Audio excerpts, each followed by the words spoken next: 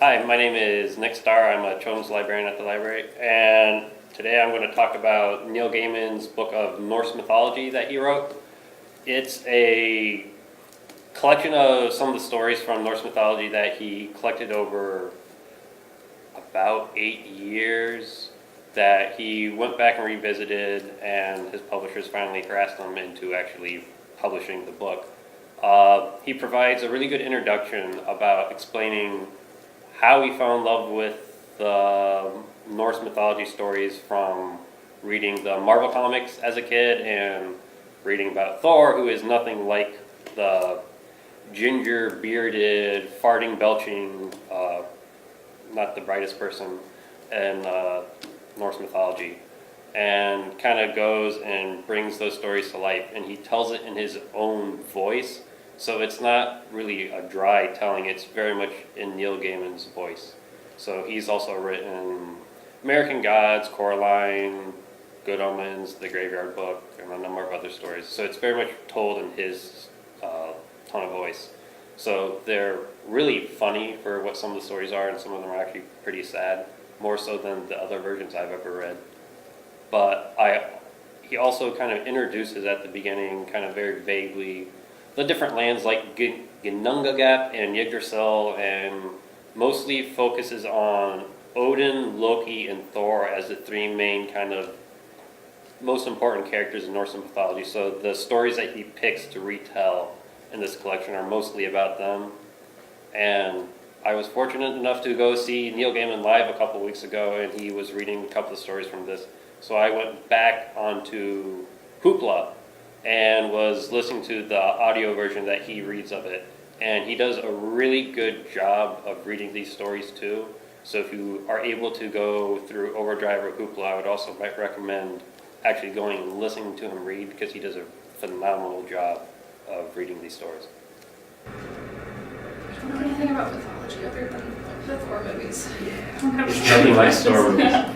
Neil Gaiman did say that he always tests sticks now. Because in the Marvel comic, like the first Marvel comic, the guy, some weird doctor is wandering around and gets stuck in a cave. So in the comic, he picks up like a stick for some reason and like bangs it against the cave, and it turns into Mjolnir, and he magically turns into Thor. So like Donald, I think that's his name. And like ever since he was a kid and he read that, he always picks up sticks and like taps them on something to see if just to see. Just how, just to see if maybe he turns into Thor.